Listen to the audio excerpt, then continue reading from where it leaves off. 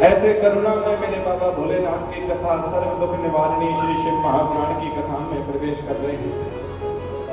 आज प्रथम दिवस की कथा प्रारंभ होती है। सोचे महाराज से सौनकादिक 88,000 ऋषि हाथ जोड़कर कहते हैं कि प्रभु, इस कली काल कलयुग में लोगों को मेरे बाबा की भक्ति कैसे प्राप्त हो, लोगों को मेरे बाबा भोलेनाथ की भक्ति प्रभु कैसे प्राप्त हो सकती है, कृपा कर कुछ बताएं।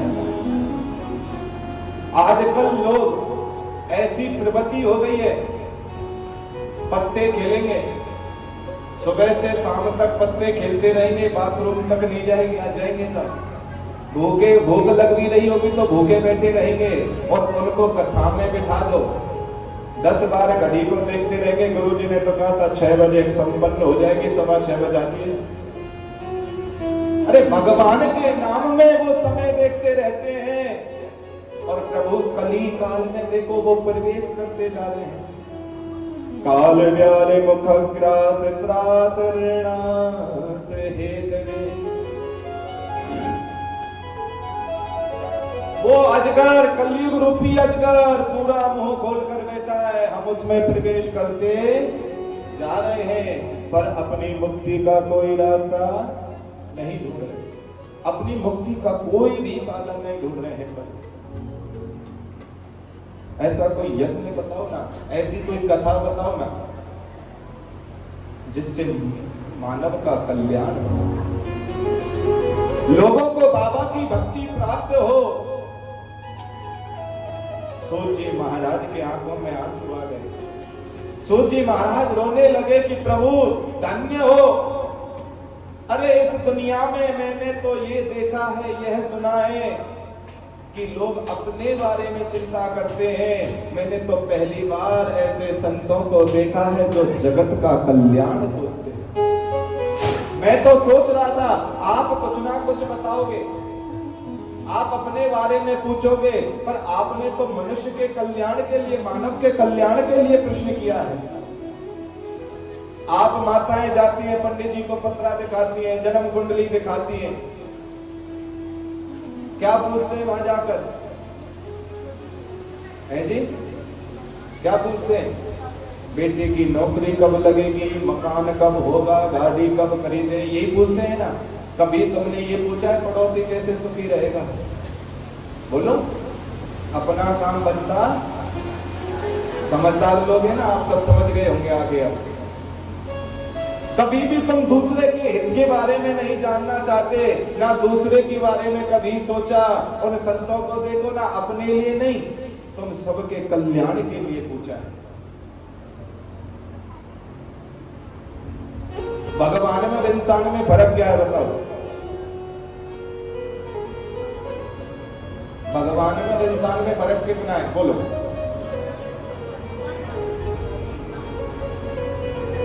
भगवान में और इंसान में एक ही फर्क है, वो दया करना जानता है और मानव दया करना भूल गया। ये फर्क है भगवान और इंसान में, और कोई फर्क नहीं है। वो दया करना जानता है और मनुष्य, मानव दया करना छोड़ गया है।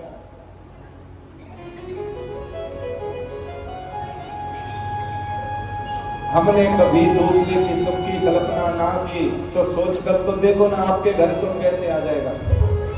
आ जाएगा?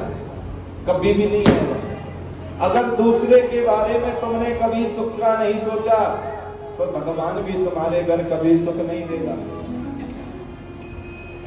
क्योंकि मेरा परमात्मा तो एक ही बात कहता है, तुम दूसरे के कल्याण की सोचो, तुम्हारा कल्याण तो मैं अपने आप कर दूंगा। और तुम अपने ही कल्याण में लगे रहोगे ना तो भगवान कहेगा मेरी जरूरत नहीं है इसे मेरी जरूरत नहीं है। और जिसे जब भगवान की जरूरत नहीं है तो वो क्यों तुम्हारे दुख को दूर करने आएगा? बोलो। इसलिए हमेशा दूसरे के कल्याण के बारे में सोचो। तुम्हारा कल्याण तो मेरा ठाकुर अपने आप करेगा। सोची महाराज ने कहा कि इस कली काल में बाबा भोलेनाथ की भक्ति का सर्वोत्तम साधन है श्री शिव महापुराण।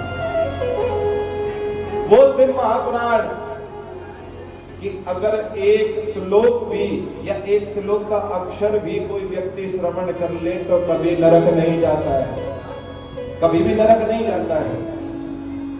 सोनकात 81,000 ऋषि बोले प्रभु कैसे? बोले कि हमारे गुरुदेव ने जब शिव महापुराण की रचना की, 24,000 श्लोकों की रचना की, 7 संहिताएं बनाई। ये प्रथम संहिता में प्रसंग आता है देवराज नाम के ब्राह्मण का। किसका? देवराज नाम के ब्राह्मण। और देखो सबसे बड़ी विचित्र बात और सुनाता हूं आज आपको। भागवत कथा, राम कथा, गीता, शिव महापुराण, सत्यनारायण की कथा, सबसे पहले किसका नाम लिया जाता है जी? नहीं।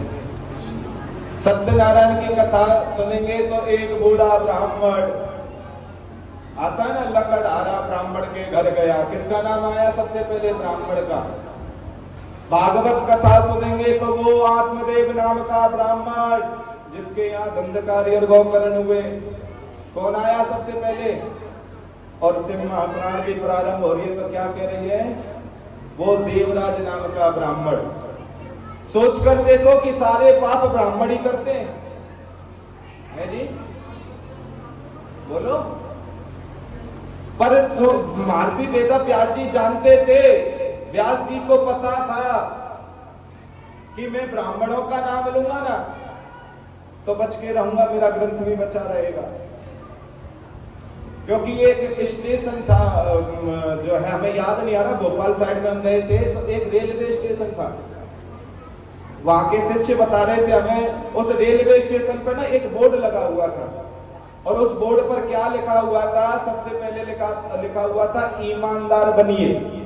क्या लिख रहा था?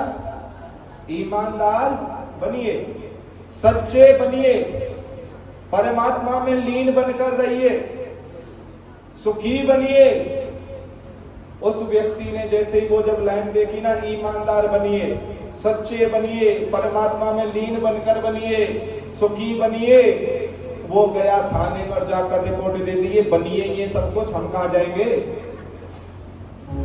ये बनिए ही है क्या? ईमानदार सच्चे सब कुछ बनिए ही है क्या? हमारा कहां वजूद है?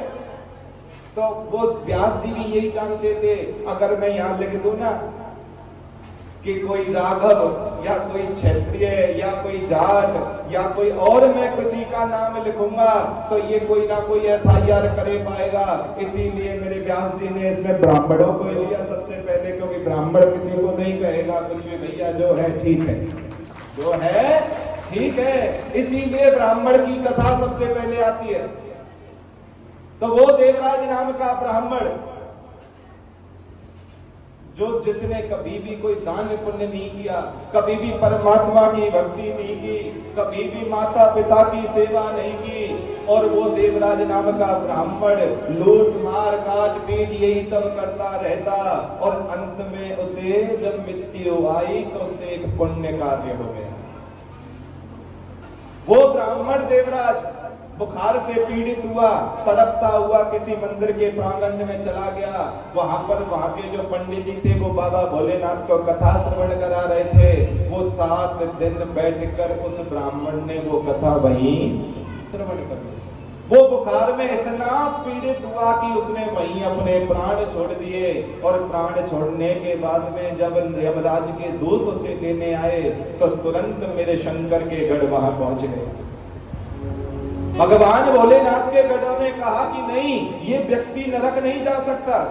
बोले प्रभु उसने कभी दान पुण्य नहीं किया, कभी पूजा पाठ नहीं की, कभी इसने आज तक कोई धर्म का कार्य नहीं किया, ये तो नरक भोगी है। बोले नहीं, इसने मरते मरते हमारे बाबा का नाम श्रवण किया है, मरते मरते इसने मेरे बाबा की कथा सुनी है, इसे नरक नहीं, इसे तो बाबा भोलेनाथ का वास मिलेगा, बाबा भोलेनाथ की शरणागति मिलेगी। और वही देवराज नाम का ब्राह्मण कहां चला गया? मेरे शंकर के पास चला गया। ऐसी कृपा है, ऐसी कृपा है शिव महापुराण में।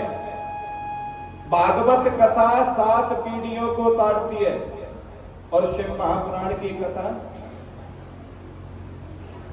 कहते हैं कि है जी शिव महापुराण की कथा, शास्त्र कहते हैं कि अगर कोई गर्भ में 3 दिन का भी बच्चा खत्म हो जाए ना, उस अवूत को भी तारती है। ऐसी कृपा में है शिव महापुराण, उस अवूत को भी तारती है। ऐसे शिव महापुराण की कथा, ऐसे बाबा भोलेनाथ की कथा को हम श्रवण करने जा रहे हैं। पूर्ण भक्ति और भाव के साथ में हम श्रवण करने जा रहे हैं। उस बाबा की कथा में हम प्रवेश करने जा रहे हैं। और देखो हमारे गुरुदेव कहते थे कथा के नियम। कथा को आप श्रवण कर रहे हो, किस किस को भरोसा है, मतलब कौन कौन चाहता है हमारे दुख दूर हो जाए, हाथ खड़ा करो। अच्छा, सब दुखी है क्या यहाँ? हाँ, हाथ ऊपर रखो जो जो चाहते हैं हमारे दुख दूर हो जाए। हाँ, जो नहीं चाहते वो नीचे रखना, वो दुखी रहना चाहते हैं रहना, कोई दिक्कत नहीं है। जो चाहते हैं वो हाथ ऊपर खड़ा करो, नीचे करो। आपने जो ये हाथ ऊपर खड़ा किया है ना, इस व्यास पीठ से मैं दावा करता हूं हाथ खड़ा करके 7 दिन में तुम्हारे दुख दूर ना करा दूं तो मुझे कह देना, पर जैसे मैं कहूं वैसे कथा सुनना, जैसे मैं बोलूं, जो मैं बताऊं, जो शिव महापुराण की कथा कहे उसे जीवन में जरूर उतारना। अगर 7 दिन में तुम सुखी ना हो जाओ तो हमें कह देना साहब। ऐसी है शिव महापुराण की कथा। ये कथा कोई वो नहीं है कि 4 कहानी सुना दी, थोड़ी बहुत देर हंसा दिए, नचा कुदा दिए, झांकियां निकाल दी, झूठ सांच बोलकर दान पुण्य तुमसे ले लिया, हम अपने घर चले गए। ये वो शिव महापुराण की कथा नहीं है। ये तो स्वयं भू मेरे भूत मामन भोलेनाथ आसेश्वर महादेव की कथा है। आपके दिल, आपका मन, आपकी इंद्रियां, कर्म इंद्रियां, एक एक रूह आपका अगर हर हर महादेव ना बोलने लग जाए तो हमें कह देना साहब, हर हर महादेव की ध्वनि निकलेगी आपके मुख से। ऐसी है मेरे बाबा की कथा। ये वो मनोरंजन वाली कथा नहीं है, ये तो मेरे शंकर की कथा है, मेरे आसेश्वर महादेव की कथा है, जिसे हम श्रवण करने जा रहे हैं। जिस देवराज ने जीवन भर पुण्य नहीं किया, उसे अंत समय पर सुनने से मोक्ष जो दे सकती है, सोचकर देखो। आप तो जीते जी सुन रहे हो, आपको क्या सुख नहीं दे सकती है? आपका कल्याण ये कर सकती है। आपके ऊपर इतनी कृपा मेरे बाबा ने की है जिसकी कोई सीमा नहीं। सूत जी महाराज सोनकाते 88,000 ऋषियों से कहते हैं कि ऋषियों, ऐसे करुणा में मेरे भोलेनाथ की ये कथा है। इस कथा को सुनने के नियम है। 7 दिन संकल्प लो कि हम बाबा की कथा श्रवण करेंगे। मन में दृढ़ संकल्प आप ले लीजिए कि मैं बाबा की कथा में पूर्ण रूप से श्रवण करूंगी। और 7 दिन अपनी वाणी से कभी कटु वाक्य मत बोलना। कटु वाक्य मतलब जानते हो ना, अब शब्द नहीं बोलना है वाणी से। कोई तुम्हें कुछ भी कहे, क्रोध नहीं करना है, क्योंकि क्रोध अहंकार विनाश का प्रतीक है।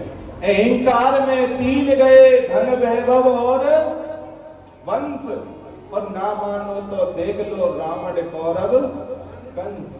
ये अहंकार क्रोध मत लाना कथा के बीच में, कभी कलह मत करना कथा के बीच में। जो नुकसान हो रहा है होने देना, जो कोई अच्छा बुरा कर रहा है करने देना। सिर्फ दिल में एक ही बात रखना, मेरा बाबा है और मैं बाबा की हूं। मेरा बाबा है और मैं बाबा की हूं। और यही बात रखोगे तो अंदर से अपने आप आवाज आएगी, मेरी बिगड़ी बनाना तेरा काम है। छोड़ दी कश्ती अब तेरे नाम पर किनारे लगाना तेरा काम है। तो बाबा पर इतना पूर्ण भरोसा रखना। और बाबा पर जब ये भरोसा होगा, ब्रह्मचर्य का पालन रखना है। और ब्रह्मचर्य के पालन के साथ साथ जो भी यहाँ नियम, सेब किस किसने डाले हैं अपने कलश में? सबने डाले हैं ना सेब। ये भी मैया आपको एक चमत्कार मिलेगा 8 दिन में। सच्चे दिल से अगर आपने कथा सुनी, एक छोटा सा भी दाग नहीं मिलेगा आपके सिर पर, छोटा सा भी दाग नहीं मिलेगा। चाहे मारकर से बेशक से नाम लिख के डाल दो, अपने सिर पर साइन करके डाल दो। सच्चे दिल से अगर कथा आपने श्रवण की, और नहीं तो 8 दिन घर में पानी में पटक देना सेब को, क्या हालत होगी सेब की? है जी, हट जाएगा ना। और आप देखना भागवत जो है बाबा की कृपा, आप देखना मेरे शंकर की कृपा, सच्चे दिल से और भाव से अगर आपने कथा श्रवण की तो आपके सेव का कुछ नहीं बिगड़ेगा। बोलो हरे हरे संकट हरे। तो सोच जी महाराज कहते हैं ऐसे करना में मेरे भोलेनाथ की कथा हम प्रवेश कर रहे हैं।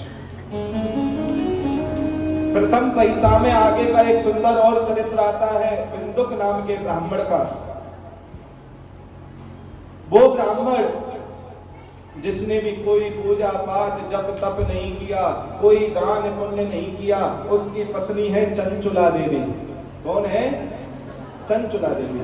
लूट मार करके आता, छीना झपटी करके आता, और करके आने के बाद में वो अपनी पत्नी को लाकर दे देता, और पत्नी को लाकर दे देता, वो पत्नी उसे अपने काम में लगा लेती।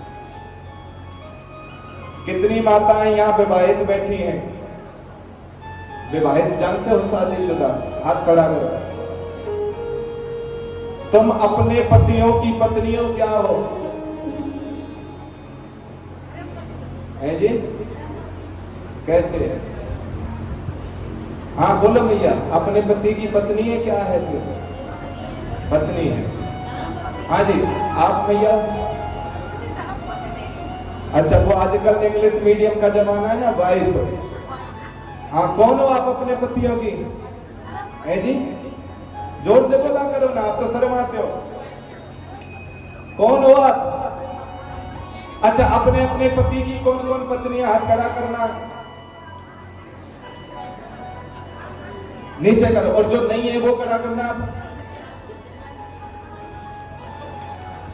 बोलो हरे हरे संकट हरे। सुनो, पत्नी कौन होती है? पत्नी वो होती है जो पति को पतन के रास्ते पर ले जाए। पत्नी वो होती है जो पति का नाश कराए। हाँ मैया कह रहे हो, बोलो हरे हरे।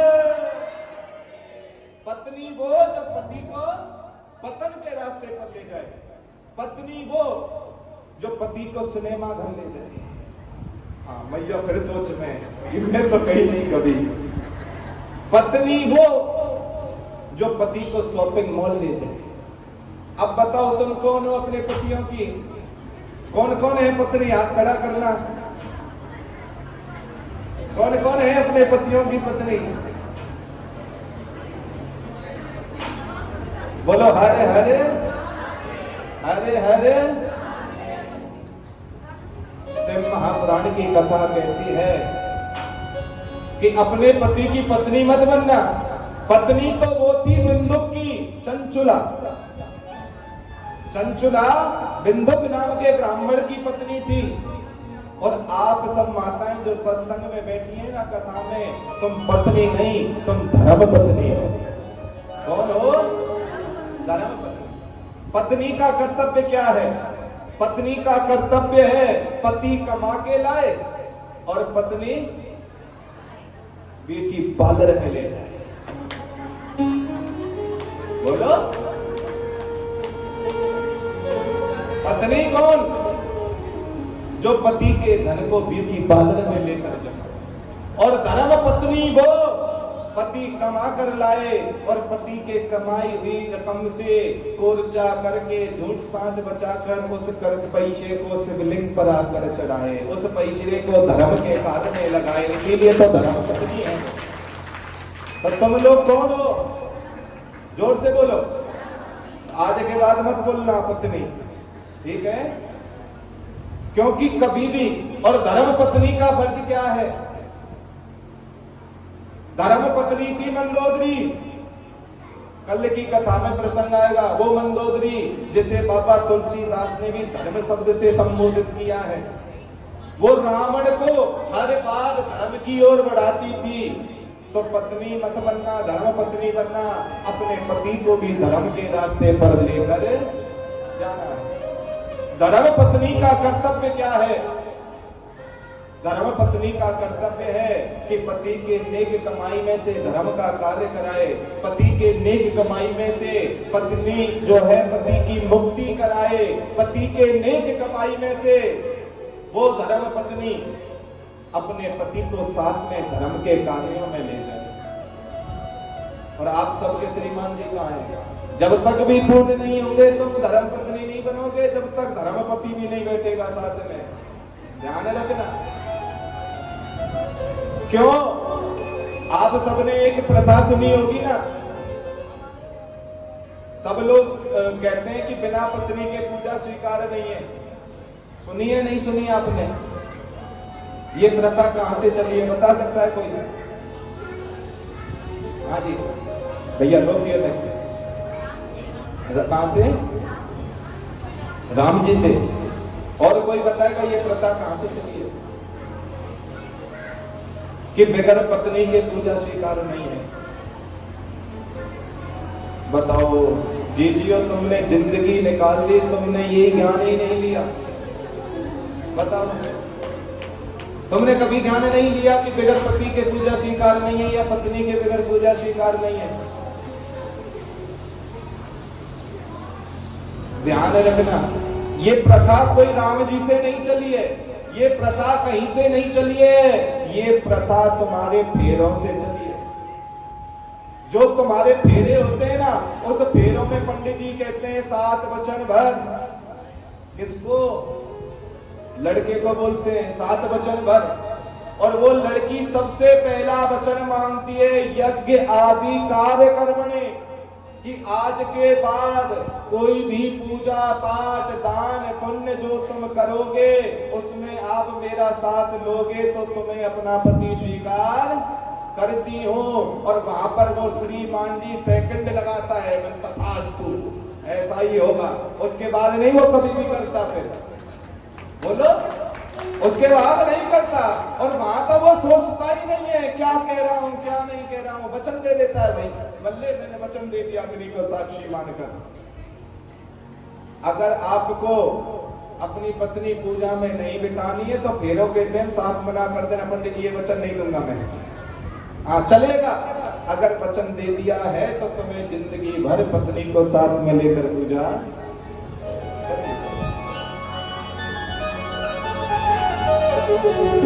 तो जीवन में धर्म पत्नी का जो है आपको बनकर रहना है, पत्नी मत बनकर रहना। वो चंचुला, उसका पति पाप पुण्य की कमाई लाता है और उस कमाई को अपने ओढ़ने में, पहनने में, ब्यूटी पार्लरों में लगा देती है। और देखो ब्यूटी पार्लर का तो चमत्कार ही नहीं आ रहा है साहब, है या नहीं? अब यहाँ माताएं, जैसे अभी माताएं वो पानी पीने लगी थी, या बहुत सी माताएं एक ऐसे बैठी है, दूसरी ऐसे बैठी है, मतलब कोई ऐसे हिल लेती है, कोई ऐसे हिल लेती है। पर ब्यूटी पार्लर का चमत्कार क्या है?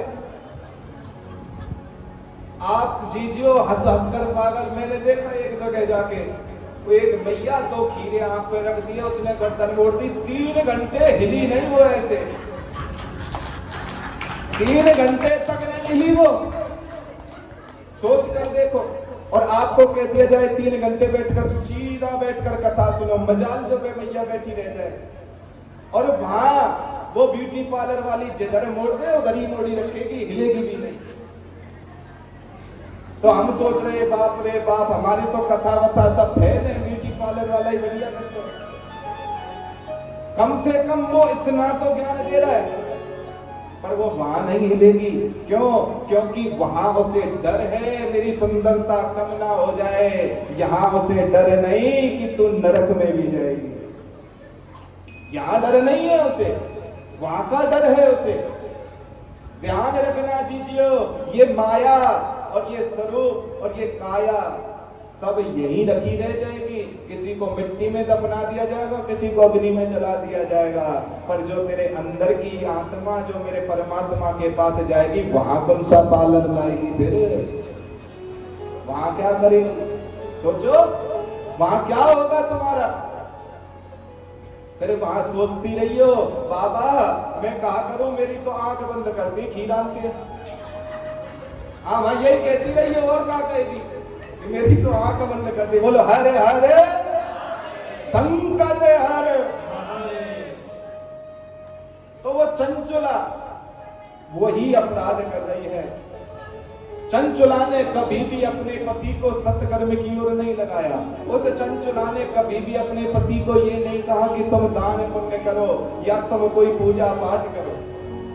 वो चंचुला पति धन कमा के लाता और उसे व्यर्थ करती रहती। एक दिन उसका पति चोरी कर कर कहीं से आ रहा था और चोरी कर कर जैसे वो आ रहा था तो भागने लगा, कुएं में गिर गया। कुएं में गिरने से उसकी मृत्यु हो गई। शिव महापुराण की कथा कहती है सर्प के द्वारा डसा हुआ, पानी में डूबकर मरा हुआ और स्त्री के द्वारा मरा हुआ व्यक्ति कभी मोक्ष मुक्ति नहीं पाता है। वो प्रेत बनकर भटकता है, उसकी मुक्ति नहीं होती है कभी भी। सर्प अगर डस जाए तो कभी मुक्ति नहीं होगी उसकी। पानी में कोई डूबकर मर गया तो वो उसकी मुक्ति नहीं होगी। और अगर किसी स्त्री के द्वारा किसी की हत्या हो गई तो उसकी भी कभी मुक्ति नहीं होती है। चंचुला को पता चला, चंचुला ने अपने पति के पूर्ण विधि विधान द्वारा अंतिम क्रियाक्रम किया और क्रियाक्रम करने के बाद में आज चंचुला घर में अकेली बैठी। चंचुला के पास में कोई पड़ोसन आई, कहने लगी कि जीजी पूरा गांव काशी जा रहा है, तुम भी चलो। और वो चंचुला देखो बाबा भोलेनाथ के दर्शन की इच्छा से नहीं कह रही है कि मैंने सुना है काशी में तो साड़ी अच्छी मिलती है, काशी में साड़ी अच्छी मिलती है, चलो इस बहाने में शॉपिंग भी कराऊंगी। और वो बाबा भोलेनाथ की नगरी काशी को चलने लगे। और यही होता है, हम तुम वृंदावन जाएं, हरिद्वार जाएं, बनारस जाएं, चाहे हम कहीं चले जाएं, हमारे जाने का तरीका ही बड़ा विचित्र हो गया है। आजकल हम भगवान के पास में जाते हैं ना तो सबसे पहले तो एसी वाली गाड़ी चाहिए,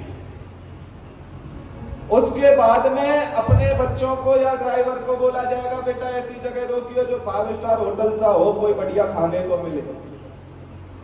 फिर उसके बाद वृंदावन पहुंचे तो सबसे पहले कहेंगे कि कोई बढ़िया लग्जरी रूम ले, कोई अच्छा सा रूम ले। पहले वो रूम भी ले लिया, फिर उसको कहेंगे कि अब एक काम कर, अब मटर पनीर शाही पनीर आने दे, वो भी खा लिया।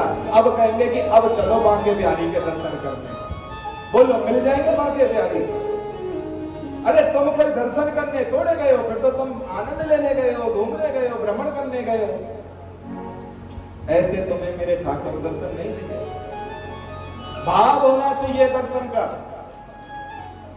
और भाव जब तक तुम्हारे अंदर नहीं होगा तब तक तुम्हें मेरा शंकर कभी भी दर्शन नहीं देगा। वो चंचुला काशी जा रही है और काशी को अभिमुक्त नगरी कहा जाता है। क्या बोला जाता है? अभिमुक्त नगरी। वो काशी जिस काशी में स्वयं माता पार्वती ने मेरे बाबा से 2 वरदान मांगे। पहला वरदान, माता पार्वती भोलेनाथ से कह रहे हैं कि प्रभु इस संसार में कभी भी पति पत्नी की लड़ाई हो, झगड़ा हो जाए तो वो ज्यादा देर ना चले, थोड़ी बहुत देर झगड़ा रहे और फिर ठीक हो जाए। बाबा बोले कैसे? या तो पति की बुद्धि बदलो चाहे पत्नी की बुद्धि बदलो, वो ज्यादा देर नहीं चले। तो बाबा बोले मैं वरदान तो दे दूंगा पर ध्यान रखना इस लड़ाई झगड़े में कोई तीसरा आ गया तो उसका घर कभी नहीं बसेगा, उसका घर नहीं बसेगा। अगर दोनों मियां बीवी तक ही संबंध रहा तो मैं वरदान देता हूं वो ज्यादा देर नहीं चलेगा। और सत्य में मानना जीजियो, आपने देखा होगा तुम दोनों मियां बीवी में कभी झगड़ा हुआ हो, आपके पति देव नौकरी फैक्ट्री या ऑफिस में चले गए हो, वो सुबह से शाम फोन जरूर करेगा, चाहे गुस्से में ही करे, फोन करके कहेगा खाना खा लिया ना खाया, चाहे वो गुस्से में बोले पर पूछेगा जरूर, क्योंकि उसकी आत्माओं में, उसके हृदय में मेरा शंकर वास करता है, उस समय मेरे बाबा वास करता है। बाबा ने मां पार्वती को यही वरदान दिया कि मियां बीवी में कभी पति पत्नी में कोई झगड़ा हुआ तो मैं ज्यादा देर उसे चलने नहीं दूंगा, पर इस झगड़े में कोई तीसरा बीच में आया तो उनका कभी भी घर नहीं बचेगा। और यही होता है। आपको अपना परिचय दो, मैं कौन हूं? है जी? या जानते हो मुझे? नहीं जानते ना, अपने घर जाना और घर जाकर अपने फोन पर, चाहे गूगल पर, यूट्यूब पर, किसी भी दुनिया की साइट पर खोलना और उस पर सिर्फ इतना लिखना, पंडित मोहित भारद्वाज। क्या लिखोगे? मेरी पूरी जन्म कुंडली खुल जाएगी, मिल जाएगी, मेरे बारे में तुम्हें जानकारी मिल जाएगी। मैं एक एस्ट्रोलॉजर हूं और बहादुरगढ़ में निवास स्थान है, यही आपके हरियाणा में। वैसे मेरा पीछे से गांव है नंदगांव। नंदगांव बरसाना सुना है ना आपने? मैं नंदगांव का हूं और मैं आजकल अभी आपके बहादुरगढ़ शहर में अनाथ आश्रम और नेत्रहीन आश्रम संचालित कर रखा है। जो मैं आपको बार बार आशेश्वर महादेव का नाम ले रहा हूं ना, ये आशेश्वर महादेव जानते हैं कौन है? ये वो आशेश्वर महादेव है जब भगवान कृष्ण का जन्म हुआ, उनके दर्शन के लिए बाबा भोलेनाथ आए। माता यशोदा ने उनको दर्शन नहीं कराया तो वो आशा लगाकर बैठ गए कि मैं दर्शन के बगैर नहीं जाऊंगा। तो मेरे प्रभु ने आशेश्वर महादेव का रूप ले लिया और कहते हैं कि आशेश्वर महादेव का स्मरण करने से, आशेश्वर महादेव के मंत्र को जपने से तुम्हारी भी हर आशाएं वो पूर्ण कर देगा। ऐसा है वो आशेश्वर महादेव। और मैं जब मैंने बोला ना मैं एक एस्ट्रोलॉजर हूं, मैं दिन भर बैठे बैठे एक ही चीज देखता हूं, एक ही प्रसंग आता है।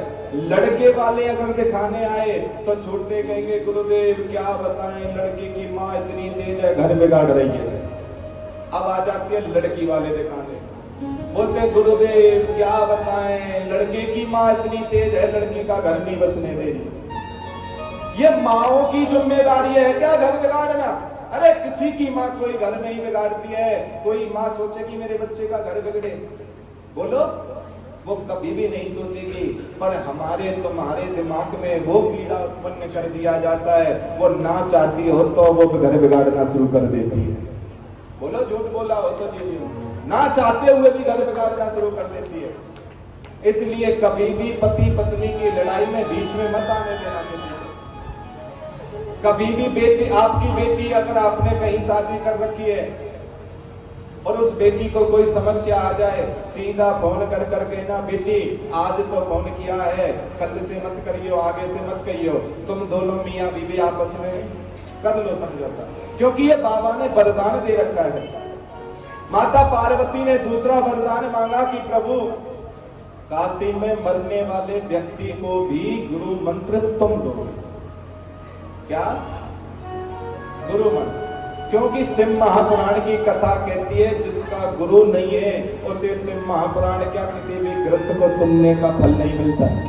जीवन में गुरु है तो हर पुराण को सुनने का फल मिलेगा। अगर तुम्हारे जीवन में गुरु नहीं है तो तुम्हें किसी पुराण का फल नहीं मिलेगा। माँ पार्वती कह रही है कि बाबा उसे गुरु मंत्र तुम दोगे। बाबा ने कहा ठीक है देवी, ये भी कर दूंगा। पार्वती बोली बाबा भरोसा कैसे करूं? बोली मैं जिसे भी गुरु मंत्र दूंगा ना उसके सीधे कान को मोड़ दूंगा। और ये सत्य है, आज भी काशी में अगर कोई मरता है ना उसका सीधा कान बढ़ जाता है शाम मरने के बाद। एक बार हमारे मन में संशय हो गया था, ये हमने बोला, ये पिताजी हमारे जो साथ में हैं, तो ऐसे पिताजी हमारे मन में एक इच्छा जगी थी। हमने कहा था कि एक काम करते हैं कि जो है चलते हैं काशी। काशी में गए, काशी में मणिकर्ण का घाट है जहां पर जलाया जाता है। वहां का जो चांडाल है ना अपने शरीर पर 7.5 करोड़ रुपए का सोना पहनता है साहब। कितना? 7.5 करोड़ रुपए का सोना तो रोज पहनता है वो। और जब कोई भी अर्थी को लेकर आते हैं ना तो एक बार उसके आगे ऐसे हिलाता है उसको, ले कुछ काम ना आया यार। वो कह रहा है कुछ काम नहीं आएगा, कि ना बेटा काम आएगा ना बेटी काम आएगी, और तेरी माया यही रखी रह जाएगी, और तेरी काया एक दिन मिट्टी में मिल जाएगी। कोई काम नहीं आएगा, ना बेटा ना बेटी ना माया, ये तेरी काया एक दिन मिट्टी में मिल जाएगी। वो चांडाल सबको यही दिखाता है, कोई धन दौलत काम नहीं आएगा। अगर कोई काम आएगा तो क्या आएगा? तेरा सत्कर्म काम आएगा। कथा भागवत सत्संग जो तुम श्रवण कर रहे हो ना, वो तुम्हारे काम आएगा। हम वहां जब गए तो जाकर चांडाल को प्रणाम किया। हमने पूछा कि एक दो अर्थी हम देखना चाहते हैं। बोले किस लिए गुरुदेव? बोले हमने कहा कि शिव महापुराण में लिखा हुआ है कि काशी में मरने वाले व्यक्ति का सीधा कान टेढ़ा हो जाता है, क्योंकि बाबा उसे गुरु मंत्र देते हैं, तो वो देखना चाहते हैं। उसने कहा कि प्रभु मैं दिखा तो दूं, पर यहाँ किसी ने अगर परेशानी उत्पन्न की तो? हमने कहा कि एक बार आप कोशिश करके तो देखो। उसने हमें 5 अर्थी दिखाई साहब। कितनी? 5। हमें किसी का कान टेढ़ा नहीं मिला, किसी का भी नहीं मिला टेढ़ा, सबके सीधे कान थे। हमने उनसे पूछा कि इनका तो किसी का टेढ़ा है नहीं, इसका मतलब सिर्फ महापुराण की कथा झूठ बोलती है। बोला और एक दो और देख लो। उसके बाद हमने 5 और देखी, उन 5 के कान टेढ़े। पहले जो 5 देखी उनके कान टेढ़े नहीं, और दूसरे जब दोबारा 5 देखी तो उनके कान टेढ़े मिले। तब हमने चांडाल से पूछा भैया ये कैसे हुआ? बोला गुरुदेव जो काशी में मरता है उसके कान टेढ़े होते हैं, जो काशी से बाहर मरता है उसके टेढ़े नहीं होते। तो ये पहले जो है ये बाहर वाले थे और ये बाद में ये काशी वाले थे। तो काशी में मेरा बाबा स्वयं गुरु मंत्र देता है, इसीलिए काशी को अभिमुक्त नगरी कही जाती है। और वो काशी जिसमें बाबा विश्वनाथ की स्थापना स्वयं शनिदेव ने की, और कहते हैं कि काशी में बाबा के दर्शन से वो फल नहीं मिलता है। बहुत से लोग जाते हैं काशी। कौन कौन गया काशी? गए हैं आप में से? आप जब काशी जाते हैं ना तो हम सोचते हैं विश्वनाथ का दर्शन किया और बस हो गया। नहीं, जो काशी की परिक्रमा करने से फल मिलता है वो बाबा के दर्शन से नहीं मिलता है। कभी भी काशी जाओ तो काशी की परिक्रमा जरूर करो। 5 कोस की परिक्रमा है काशी की, यानी 15 किलोमीटर। और 15 किलोमीटर की परिक्रमा मेरे बाबा की अगर जब तक तुम नहीं करोगे तो तुम्हें कोई फल नहीं मिलेगा। कौन कौन चलेगा काशी अगर लेकर चले तो? है जी, सब चलेंगे? फिर बस करवा दे बुक है? देख लेना, टिकट तुम्हें ये देनी पड़ेगी, कहीं तुम सोचो विरोधी लेकर जाए। बोलो कौन कौन चलेगा काशी अगर बस बुक कराए तो? नीचे करो। अब हाथ हो गए ना कम, सबने फ्री में तो पहले कर दिया था खड़ा, और दोबारा पूछा तो किसी ने दोनों हाथ ऊपर खड़ा करो अपने अपने। बोलो हरे हरे संकट हरे, ओ मेरे बाबा ने बुलाया है, काशी से संदेशा आया, चली रे मैं तो काशी को चली, चली रे मैं तो काशी को चली रे मैं तो काशी को चली रे मैं तो काशी को।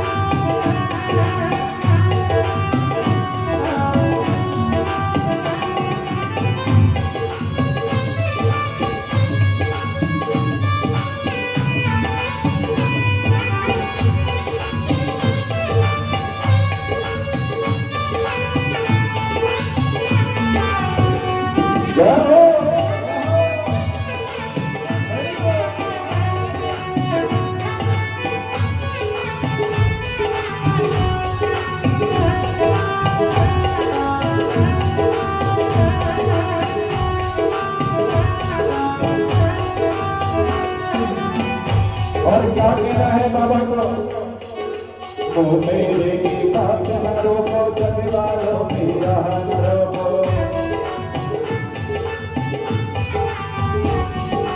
ओ मेरे की बात न रोको, जग वालों मेरा न रोको। ओ मेरे की बात न रोको, जग वालों मेरा न रोको। भोले बाबा ने बुलाया है, भोले बाबा ने बुलाया है।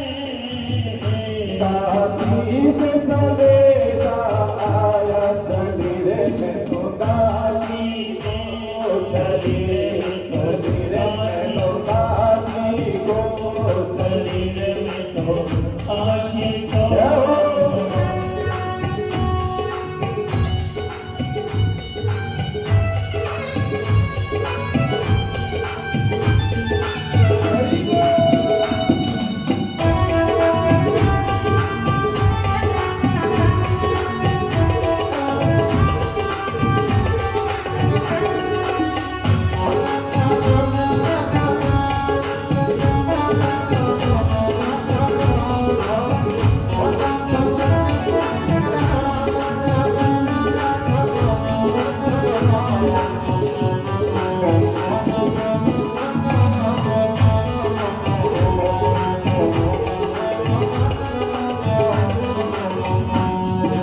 सिर पे चढ़ रही गंगा धारी, गले में कुंदन माला धारी। सिर पे चढ़ रही गंगा धारी, गले में कुंदन माला धारी। सिर पे चढ़ रही गंगा धारी, गले में कुंदन माला धारी। सिर पे चढ़ रही गंगा धारी, गले में कुंदन माला धारी।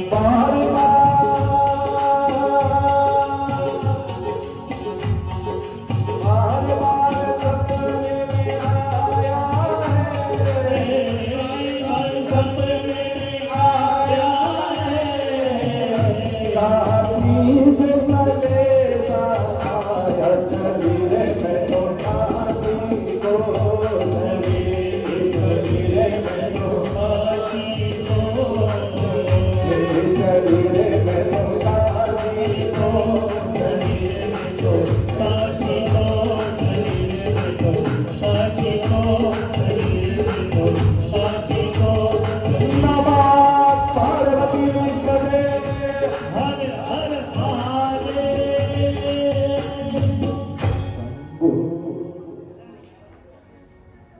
बोलो हरे हरे संकट हरे। चली रे मैं तो, मुझे बाबा ने काशी से संदेशा, चली रे मैं तो। जाके बोल देना घर अब, ठीक है? हाँ घर बोल देना, मेरे बाबा ने मुझे बुलाया है, काशी से संदेशा आ गया है, मैं तो अब काशी को जा रही हूं। वो चंचुला देवी भी काशी को चल दी। चंचुला जब काशी को चल गई तो सारे गांव वाले तो बाबा के दर्शन के लिए चल दिए और चंचुला बाजार के लिए जा रही है। अब चंचुला जब बाजार के लिए जा रही है तो चंचुला ने क्या देखा कि एक वृक्ष के नीचे कोई ब्राह्मण कथा श्रवण करा रहा है। और वो ब्राह्मण जब कथा श्रवण करा रहा है तो चंचुला थोड़ी देर वहां बैठ गई। उसने उस कथा में क्या सुना? उस चंचुला ने सुना कि जीवन में बाबा की भक्ति करना कितना जरूरी है। वो चंचुला नरकों का वर्णन सुनने लगी कि जिसने कभी दान पुण्य नहीं किया हो, जिसने कभी सत्कर्म नहीं किया हो, जिसने कभी भगवान पर जल तक नहीं चढ़ाया हो, ऐसे व्यक्ति को मेरा बाबा किस नरक में भेजता। चंचुला घबरा गई। चंचुला ने प्रार्थना की, ब्राह्मण देव के चरण पकड़े, कहने लगी कि प्रभु मैंने तो जीवन भर पाप ही पाप किए हैं, मेरी मुक्ति का रास्ता क्या है? तब उस ब्राह्मण ने कहा तेरी मुक्ति का रास्ता है श्री शिव महापुराण। और चंचुला ने संपूर्ण शिव महापुराण को श्रवण किया। चंचुला गंगा घाट पर स्नान करने के लिए गई, पैर फिसल गया और चंचुला भी मर गई। पर मरने से पहले क्या सुन लिया चंचुला ने? मेरे बाबा की कथा को सुना। चंचुला शिवलोक पहुंच गई और माता पार्वती की सखी बन गई, वो भी बन गई माता पार्वती। आज चंचुला उदास बैठी है, रो रही है, रुदन कर रही है। मां पार्वती ने पूछा, चंचुला क्या बात है, क्या हुआ बेटी? चंचुला कह रही है कि मां मैया, मैंने अपनी मुक्ति तो पाली, पर मेरा पति तो आज भी प्रेत बनकर भटक रहा है। कोई ऐसा उपाय बताओ ना जिससे मेरे पति की भी मुक्ति हो जाए। मां पार्वती ने कहा, चंचुला चिंता मत कर। नारद जी को बुलाया। नारद जी ने कहा कि चंचुला, मैं तेरा दुख तो दूर कर देता, पर मुझे भी ना श्राप लगा हुआ है। बेटी, मैं 2.5 घड़ी से ज्यादा कहीं रुक नहीं सकता, तो मैं तुझे कथा कैसे श्रवण कराऊं? तो एक काम कर, मैं तुझे कथा श्रवण कराने के लिए अपने मित्र के पास भेजता हूं। और नारद जी के मित्र थे तुमरुका जी। कौन थे? देखे हैं कभी तुमरुका देवता को आपने? नहीं देखा ना। ये तुमरुका जी कथा सुना रहे हैं अब चंचुला को। वो तुमरुका जो नारद जैसे दिखते हैं, वीणा है, नारद की तरह भगवान का जप करते हैं। नारद नारायण नारायण करता है और तुमरुका ओम नमः शिवाय हर हर महादेव बोलते हैं। वो तुमरुका कोई और नहीं। आप कभी साउथ के मंदिरों में जाना या आपने किसी प्रतिमा में देखा होगा, एक जगह नारद खड़े हैं और दूसरी जगह एक आदमी और खड़ा है, वीणा भी हाथ में है, पर मुख घोड़े जैसा है। देखा है वो प्रतिमा घोड़े जैसे मुख वाली? आप देखना साउथ के हर मंदिर में मिलेगी आपको। वो जो घोड़े का मुख है ना, वो कोई और नहीं, वो तुमरुका है। और शिव महापुराण की कथा तो कहती है तुमरुका देवता का वो चमत्कार है। डॉक्टर अगर आपकी बेटी या बहू के बच्चे के टाइम पर अगर ये कह देना ऑपरेशन होगा, कुछ मत करना नहीं हो, एक गुड़ की डरी लेना और उस गुड़ की डरी को शिवलिंग के पास पर जाना और 7 बार शिवलिंग के ऊपर घुमाना और क्या बोलना? ओम तुमरुका देवताय नमः। और उस गुड़ की डरी को ले जाकर बहू को खिला देना या बेटी को खिला देना। 1 घंटा जब होगा बच्चा नॉर्मल हो जाएगा। इतना चमत्कार है तुमरुका का। 1 घंटा जब होगा, चाहे वो डॉक्टर कुछ भी कहता हो। और शिव महापुराण की सबसे बढ़िया औषधि, कभी ऑपरेशन की जरूरत नहीं पड़ेगी। शिव महापुराण की कथा कहती है गौमूत्र, गौ का गोबर लो, गौ माता का गोबर लो और उस गोबर का रस निकाल लो और वो रस अपनी बेटी या बहू को बिना बताए पिला दो। हॉस्पिटल में हो, 1-2 घंटे जब निकलेंगे बच्चा नॉर्मल हो जाएगा। काहे को फिर ऑपरेशन कराते हो? क्यों ऑपरेशन के चक्कर में? पर हम तुम तो पैसे वाले इतने हो गए ना, भगवान पे भरोसा छोड़ दिया, उस माया पे भरोसा रख दिया। किसी का बच्चा पढ़ने में कमजोर हो या रात्रि को सोते समय बाथरूम करता हो, पेशाब करते हैं ना बच्चे जैसे, एक बेल पत्र लेना, 1 लोटा जल लेना, शिवलिंग पर जल चढ़ाना, बेल पत्र चढ़ा देना, 108 बार कहना ओम तुमरुका गंधर्व देवताय नमः। क्या बोलना? ओम तुमरुका गंधर्व देवताय नमः। और उस बेल पत्र को उठा के ले आना। वो जो जल चढ़ाओ तो नीचे कटोरी में वो थोड़ा जल ले लेना, बेल पत्र को पीस कर उस जल में मिलाकर बच्चे को 11 दिन पिला देना। वो रात को बाथरूम करना छोड़ देगा। पढ़ाई में कमजोर है तो वो पढ़ाई में तेज हो जाएगा। इतनी कृपा है मेरे भोलेनाथ की। और किसी को संतान नहीं होती हो,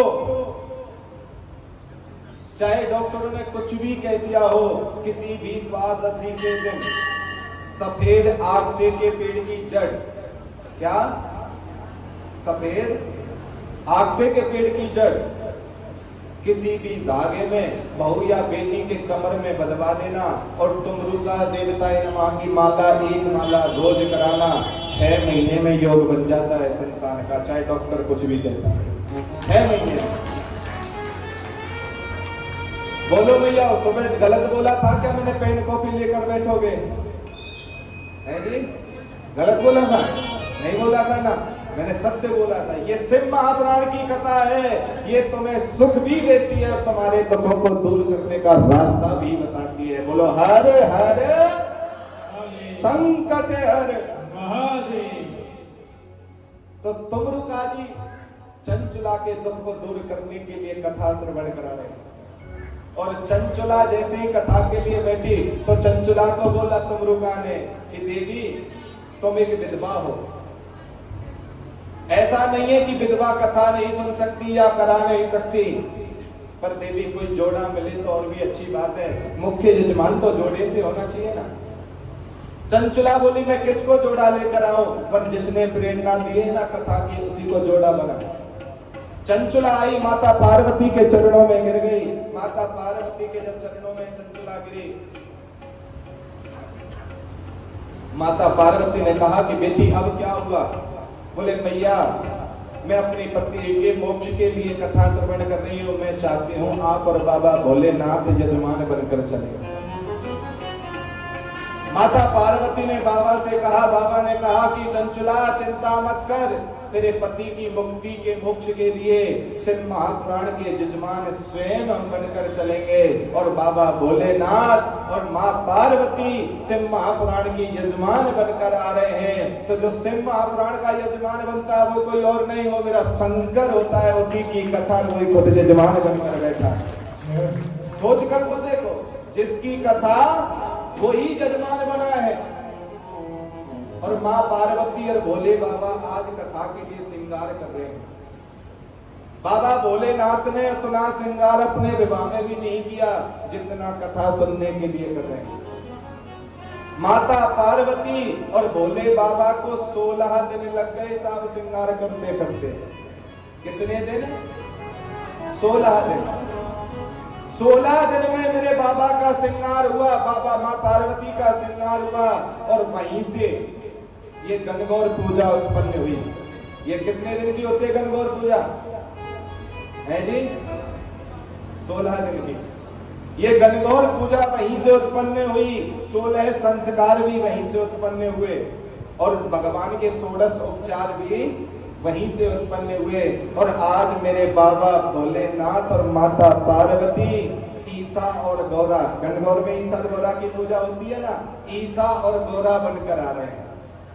ईसा और गौरा बनकर माता पार्वती और भोलेनाथ स्वयं अपनी कथा में यजमान बनकर आ रहे हैं। सोचकर देखो ना कथा कितनी चमत्कारी होगी। बाबा की कथा और बाबा ही यजमान बनकर आ रहे हैं। और ईसा और गौरा के रूप में मेरे बाबा भोलेनाथ कथा के लिए आ रहे हैं।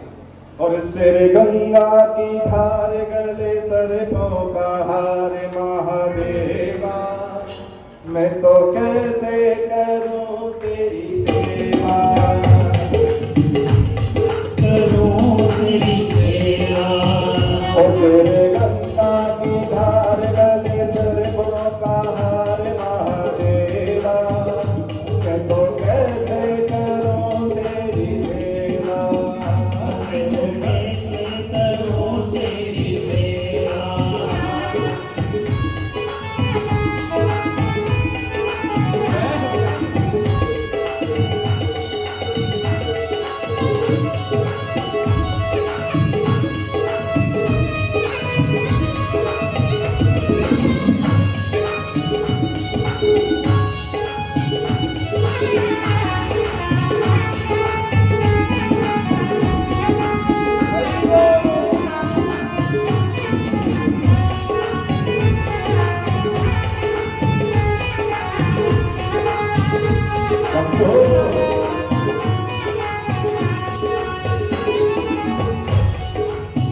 और दिल करता है कल में चढ़ाओ, और दिल करता है कल में चढ़ाओ, जल लेने में नदियाँ बह जाओ, जल लेने में नदियाँ बह जाओ।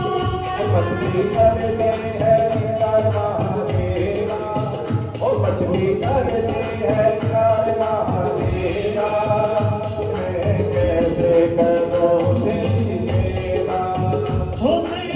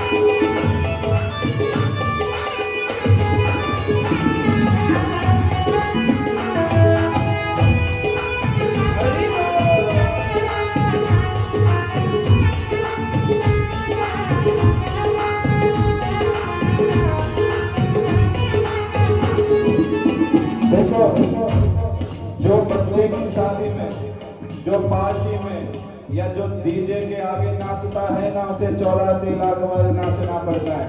और जो मेरे बाबा के दरबार में नाचता है उसे दोबारा नाचना नहीं पड़ता है। और जो हाथ बांध कर बैठे रहेगा ना तो बैठा ही रह जाएगा। जिसे नाचना है वो अपनी जगह नाच लेंगे और जिसे नहीं नाचना है तो हाथ उठाएंगे। और दिल करता है पल में चढ़ाओ, दिल करता है पल में चढ़ाओ, फल लेने में बगिया में जाओ, वो फल लेने में बगिया में जाओ। और तोता करता है कार्य महादेवा, और तोता करता है कार्य महादेवा, इसमें हो मैं कार्य महादेवा।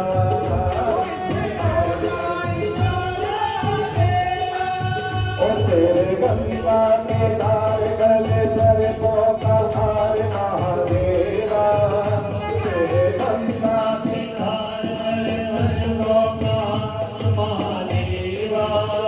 मैं तो कैसे करूं तेरी सेवा।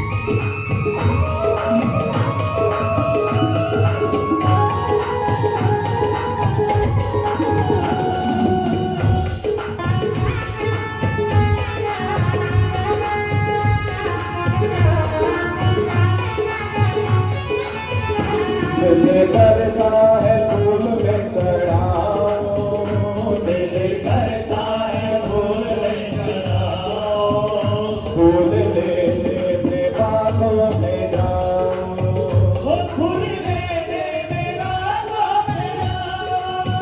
और बंदरा करता है मारे महादेवा, और बंदरा करता है महादेवा, मैं तो कैसे करूं तेरी सेवा। मैं तो कैसे करूं तेरी सेवा, मैं तो कैसे करूं तेरी सेवा।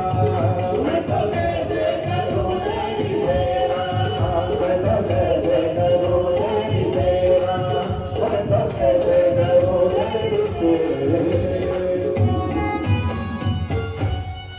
बोलो हर हर महादेव संकट हर।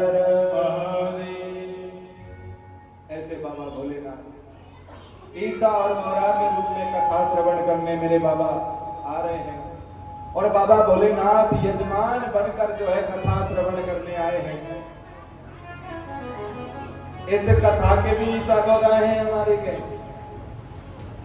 इस कथा के भी ईसा गौरा है। गौरव भैया और भाभी जी का नाम क्या है? प्रीति देवी। एक बार इनके लिए भी जोरदार तालियां बजाएं, क्योंकि शिव महापुराण की कथा का जो यजमान होता है ना, वो कोई आम व्यक्ति नहीं, वो मेरा शंकर का रूप और शंकर का अवतार होता है। ये तो बाबा का कोई चमत्कार है जो ये कथा श्रवण करने का अवसर आप सब लोगों को मिला है।